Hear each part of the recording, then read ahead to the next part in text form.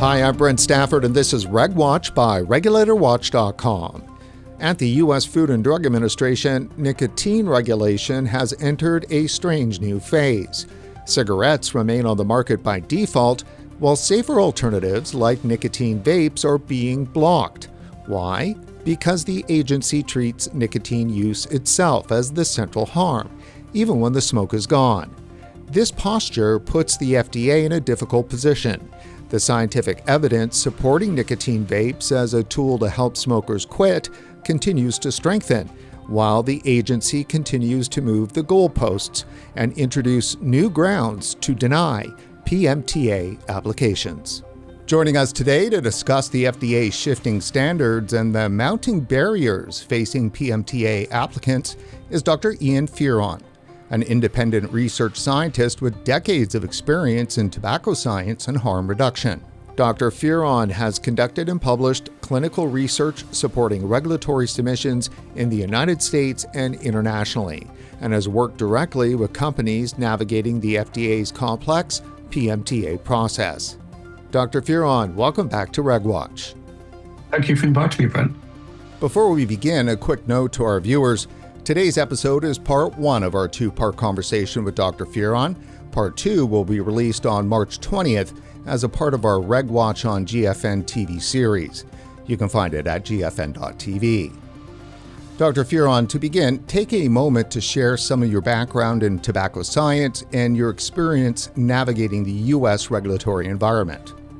So I've been working on tobacco science and more broadly in tobacco harm reduction for 18 years. It's actually my 18th birthday, if you like, in tobacco harm reduction just today. And the early part of my work in tobacco science was developing new tests for which we could test novel tobacco products and assess their harm reduction potential. And subsequently, I was involved in many scientific studies assessing novel tobacco products, including heated tobacco products, vaping products, and more recently, nicotine pouches. How important is it for the FDA to get safer nicotine regulation right? I think it's hugely important. You know, I was just looking at the statistics today, and it's sad to see that they don't change very much. There's a forecasted 451,000 deaths in the US this year from smoking attributable disease. And smoking still carries a burden of $600 billion in the United States alone. That's 10% of the federal budget goes on treating smoking-related disease. So for the health of the population and for the financial benefit of the population, I think it's hugely important that FDA properly address the issue of cigarette smoking. So what are they getting right and what are they getting wrong?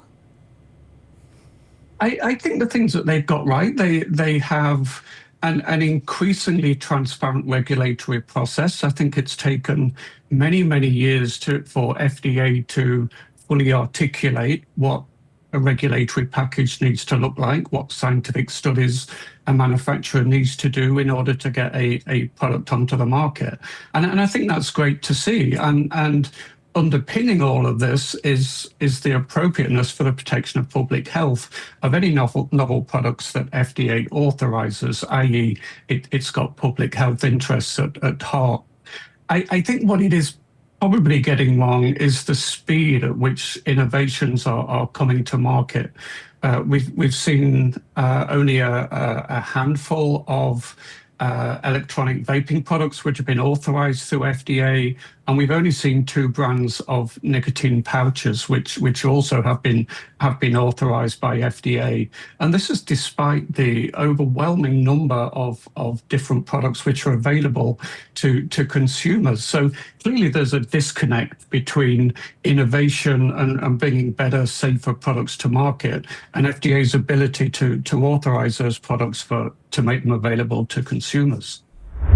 Since 2021, roughly how many PMTA applications have been given to the FDA on behalf of, say, nicotine vaping products, and how many have been rejected? Well, FDA's own statistics say that they've received 26 million PMTA applications, which is just an astonishing number when you think about it. And I think that's just it's a meter of the breadth of product availability and innovation and creating new products which smokers can use to help them stop smoking. Now they've denied 99% of these, so that all that leaves is 260,000, which still is a huge number. And FDA, I think, is slowly getting to grips with how to deal with that backlog. It's increasing, albeit slowly, but it's increasing the cadence at which it authorizes new products. But I think that cadence needs to increase even further, and hopefully as with various FDA initiatives that we've seen in the last 6 months or so, we'll begin to see that happen through 2026. Talk a bit for us about the marketing denial order. What exactly is that? The marketing denial order is, well, basically FDA gives two decisions when a manufacturer submits its PMTA. It's either a marketing denial order, which says either your product has to come off the market if that product was on the market before a certain date, or your product cannot enter the market if your product is not currently on the market. Or it can issue a marketing granted order, and that is the order that says you can continue to sell or you can start selling your novel nicotine product. Well, there's a lot of product on the market in the U.S. these days. Do they all have their marketing granted orders? No, they don't, unfortunately, and I don't know the true statistic, and likely it would be a number which is pretty hard to determine given the rapidly changing landscape in the United States. But a significant proportion, well above half of the vaping products, and probably a significant proportion of the nicotine pouch products, are on the market illegally in the United States. There's a huge illicit market. One of the issues underlying this is the amount of scientific data which FDA need in order to approve a product for marketing. And it's very expensive, very time consuming, it's stifling to innovation, and it just encourages a black market where people launch on the market knowing that the penalties for doing so are not severe at all. It might be a warning letter initially, and then it might be a small monetary fine. So there isn't really any penalty for people entering the market illegally in the United States. And I think a lot of manufacturers are taking advantage of that at the moment. Walk us through, if you would, the phases of the PMTA process, the broad procedural steps an application must clear. So initially, a PMTA application undergoes an application review. And this is a formal box checking exercise which predominantly assesses whether you've completed the right forms or not. Have you told FDA what your product is? Have you used the correct version of the form, the latest version of the form? It's really as I say, a box checking exercise. The PMTA then undergoes a filing review, and this is a slightly more in-depth review in which FDA will assess how many of the components that are required for them to assess have actually been submitted as part of your application. For example, have you included stability studies or an abuse liability study in your application? And if not, FDA can issue what they call a refuse to file letter, or an RTF, basically stating that you haven't given us enough information to make a decision. We will therefore not consider your application any further. If you get past that stage, you will then enter the scientific review process, in which FDA scientists will review all of the data submitted within your application. And it's a bit of an opaque process at the moment about how products actually move through those stages. It's not sequential one after the other. And a number of companies, for example, have entered scientific review many years ago, 6, 7 years ago, and still not received a final decision from FDA. And then the final stage, really, after FDA review, is they will either issue a marketing granted order, they will issue a marketing denial order, or they will issue what they call a deficiency letter. And typically what the deficiency letter is, it's a statement of, we've reviewed your information, but we require clarifications or additional information, additional studies. And typically there's a ticking clock associated with a deficiency letter. And FDA gives manufacturers 90 days to address those deficiencies, which of course, if you need to do an abuse liability study or some long-term stability studies, for example, you can't generate those data within 90 days. But if you do generate those data, you go back, you resubmit to FDA, and you re-enter the scientific review process, again with an indeterminate length of time between re-entering scientific review and getting a final decision from FDA. So let's talk more about these denials. In 2021, we saw what many described as a fatal flaw, a wave of denials tied to marketing plans not being included in the applications. But explain that for us. I mean, I've got a good idea what happened there, and a lot of people in the industry are pretty sore about that. They feel like it was a switcheroo. Yeah, I mean, you've heard that term a lot, including in legal rulings that have come out of various courts in the United States about the switcheroo. I mean, the marketing plans was one issue, and certainly there are examples where companies submitted their marketing plans to FDA, but FDA didn't review them, and that, of course, is an issue. FDA asked for them, they didn't review them, they can't then deny an application because they didn't want to read them. The bigger use of the fatal flaw was to deny applications which hadn't included either a randomized controlled trial or a longitudinal cohort study as part of their PMTA application. And the reason that FDA issued that fatal flaw memo was because at the time, in 2021, there was a large number of youth who were using electronic cigarettes in the United States. And what FDA said was that with this fatal flaw memo, if you want to market a flavored tobacco product, i.e. a menthol flavor or a fruit flavor, you need to demonstrate that there's an additional benefit above and beyond that of a tobacco flavored vaping product before we will give you a marketing authorization. And the rationale there was that this additional benefit, i.e., a greater proportion of people quit smoking with a menthol vape compared to a tobacco vape, that increased proportion of ability to help people quit would offset the youth initiation use issue with flavored vaping products.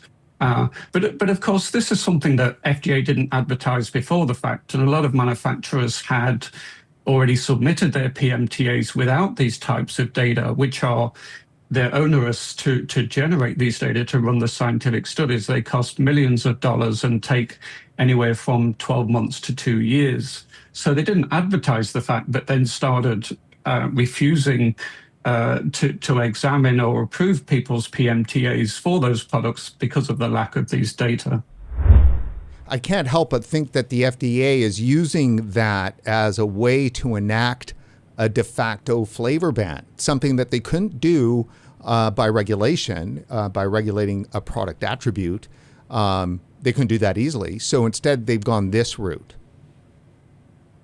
And I think it's reasonable to say that it is a de facto flavor ban. And even for companies that have generated data from longitudinal cohort studies or randomized controlled trials, we've only seen a very small number, 2 or 3 menthol flavored vaping products been approved through the PMTA pathway in the United States. And that's despite the vast array of flavors. And I know for sure, because I've seen the data published, that some manufacturers have data showing that fruit flavored vaping products are even more helpful in helping smokers quit than their menthol flavored vaping products, yet we haven't seen those approved yet.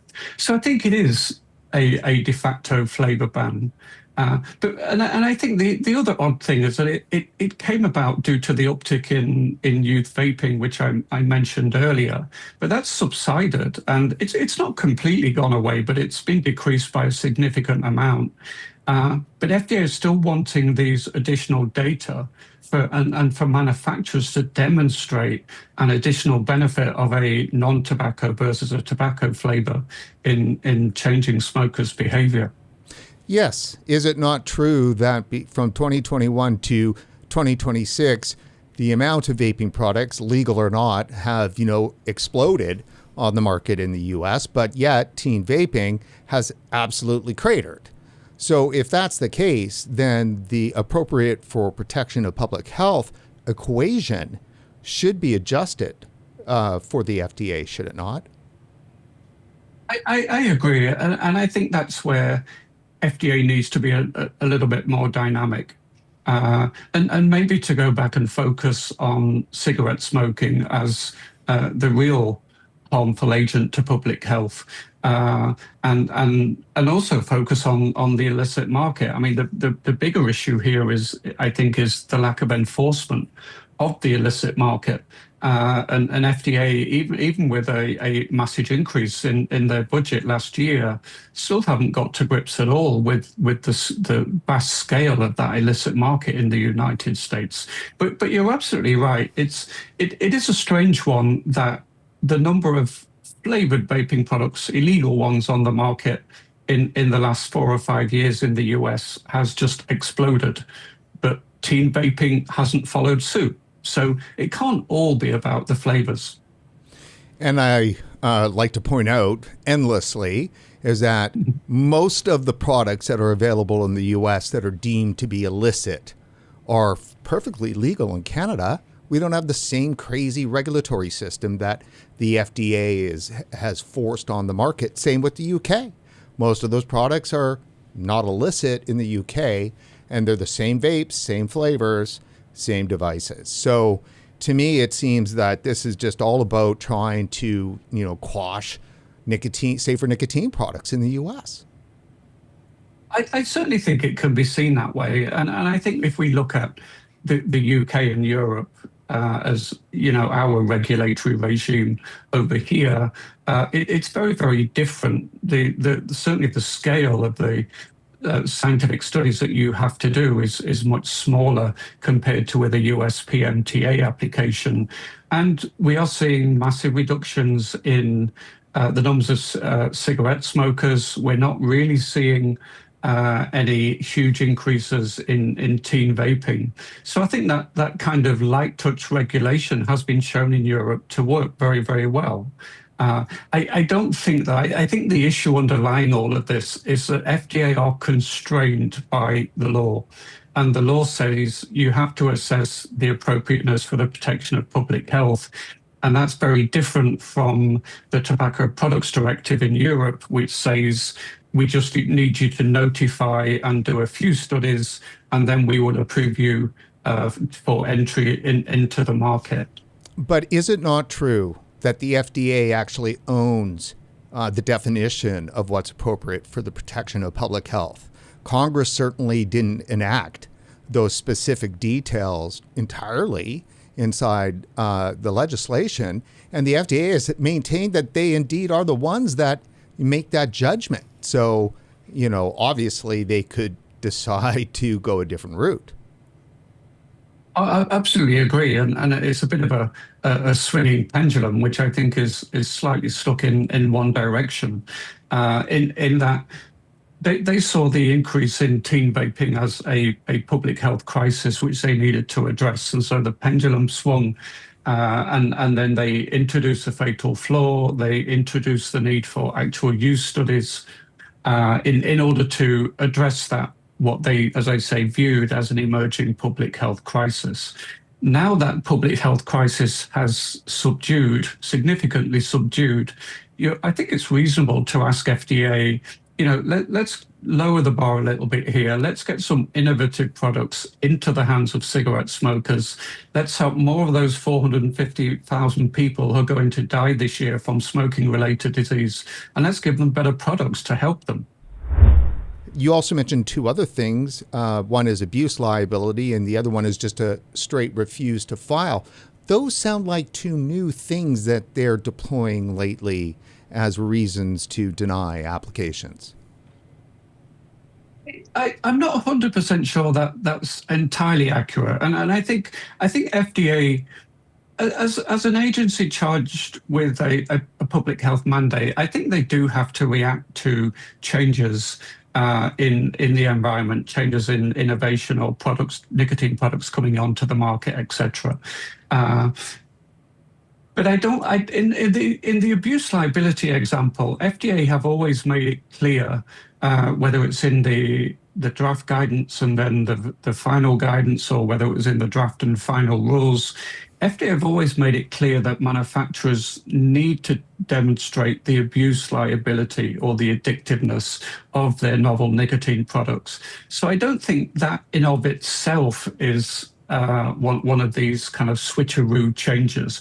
I think it's something which has always been there, but I think FDA are just giving it a bit more clarity now for manufacturers, and particularly for nicotine pouch manufacturers, that they need to do studies to determine the abuse liability of their products for FDA to even assess their application.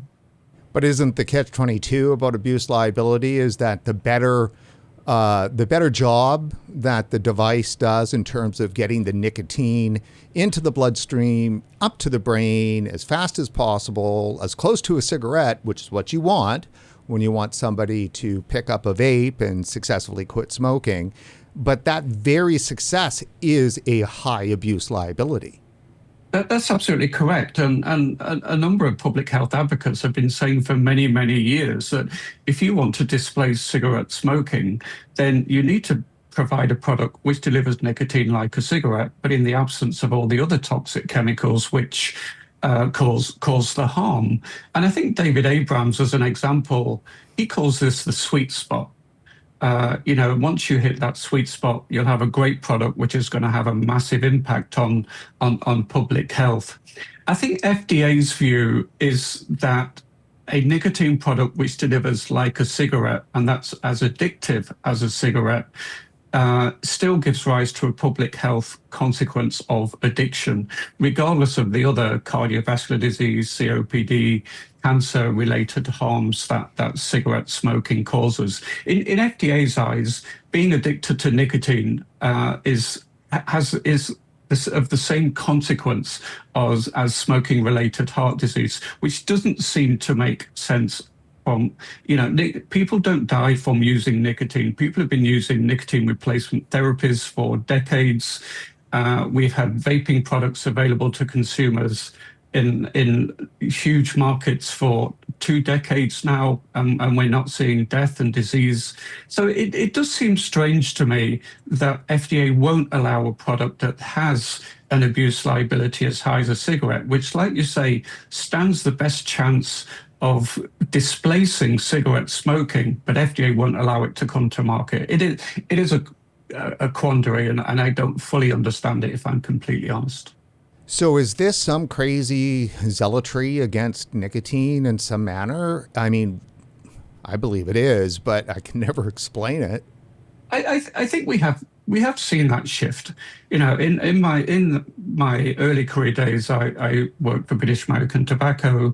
I saw a lot about the demands of let's stop selling cigarettes. Cigarettes are harmful. Let's ban them, etc., etc. And I've certainly seen that shift around towards a nicotine prohibition now. We want to ban pouches. We want to ban vaping products. We want to ban heated tobacco. And I just, if I'm completely honest, don't fully understand it. Combustible cigarettes in the modern world should not be made available to consumers. I don't think anybody in their right mind would argue against that fact. But why ban the products that can help end cigarette smoking within our lifetime, if I'm completely honest? I don't fully understand that shift towards complete nicotine prohibition. So you're a man of science who understands the process of creating science very well. I'm going to play you a little clip here. I hadn't planned to do that. Featuring the new FDA commissioner and his approach to vaping and science.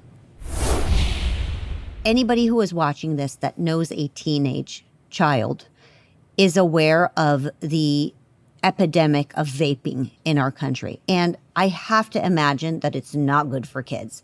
Is there anything that you guys can do on the FDA front to fight this prevalent epidemic of vaping? What else is in those vaping devices? Formaldehyde sometimes, heavy metals like lead.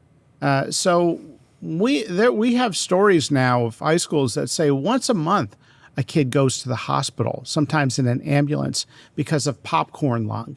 We hear stories of individuals that have quit their lives, that have gone down a very dark road because they have to steal in order to get these vaping devices. We hear kids that are not attending class because they're in the boys' bathroom where they keep the vaping pens in the tiles in the ceiling because it's off the radar of the school.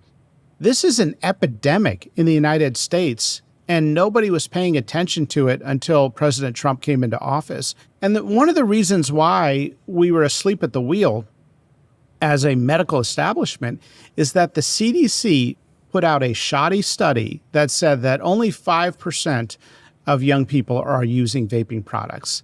And they'll claim that that's the lowest level in a decade. What they don't tell you is the study survey was methodologically flawed. And you talk to any high school in America and they will tell you 30%, 40%, 50% of the kids in that school are regularly using these products. They're addictive. Kids go down the addictive pathway of lying, cheating, stealing, even from their own family and loved ones, of living a dual life. And there are tragic stories of kids that have gone to the hospital because of what's in these things. So that was just in October of 2025. What do you think? I mean, I'll be completely honest, it's hard to know where to start with that. There's so much myth and innuendo in much of what was said there. I mean, just the mention of popcorn lung, which is a made-up disease. Vaping does not cause popcorn lung. You know, let's be entirely clear about that. And I think this is the problem, is that we live in a post-truth world. The truth doesn't matter anymore. Facts on currency. We can just use opinions. We can say, when I say we, politicians can say anything that they like, because that's what they think. That's what they want to say. It doesn't have to be evidence based. And I think that's wrong. I think I agree that no young person should be using a vaping product. Full stop. In an ideal world, kids wouldn't be using vapes, full stop. But I don't think we live in that kind of Puritan world where kids won't do crazy things, you know, and it might just be a fad. And I think we saw that with the so-called vaping epidemic. It subsided. It was a phase. It was a fad. And then kids go do other things instead. I think with those kinds of statements, we lose what should be the main focus of public health here, which is 451,000 people in the United States who will die this year because of smoking-related disease, and we're not increasing the options that we can give them to help them quit. And I think that focus on kids has I think it means well, and as I say, no kids in an ideal world should be using a vape, but we can prevent that with age-gating technology, through child-resistant packaging of certain products, linking vaping products to people's mobile phones to stop them being activated if they're not an adult. There's so much that technology can do, but FDA are kind of ignoring it. And I haven't seen any vaping product with that sort of technology authorized by the FDA. So there are technological solutions to the youth issue that don't mean that we have to stop focusing on the adult smoker who is basically flipping a coin as to whether they will die young or not. There are some positive movements going on with safer nicotine products at the FDA, and that is with the fast tracking program of nicotine pouches though it's a little bit opaque information on that, what do you know, or what's your sense of what's happening there when it comes to nicotine pouches? I mean, firstly, I don't think it's in any way, shape, or form a fast track system. I think it's a faster track system, if I'm completely honest. And essentially, and I think FDA wanted to do the right thing. They saw the benefit that nicotine pouches could bring to the US population in terms of helping smokers stop smoking. They saw that nicotine pouches don't come with the other thing that was mentioned in that interview that you just showed me, the myth that vaping products are full of formaldehyde and heavy metals and other toxins, which for most modern vaping products isn't true. But pouches don't have that at all. They have pharmaceutical grade nicotine wrapped up in a little cotton pouch. There's no heating involved. There's no vapor. And so I think FDA saw a public health opportunity of fast tracking some of those products to the market. And so they chose, I think it was 4 manufacturers, I think based on market share, and they will fast track the review process for those products. And I think that's great. But I think they could do more, if I'm completely honest. I think it takes away from small businesses, innovators, new technology, companies that don't have massive marketing budgets, don't have a mass market share, and are therefore have innovative products which are going to trickle through the PMTA process really slowly, compared with the big tobacco companies' nicotine pouch products, which are being pushed out there to broad sections of the population using massive marketing budgets.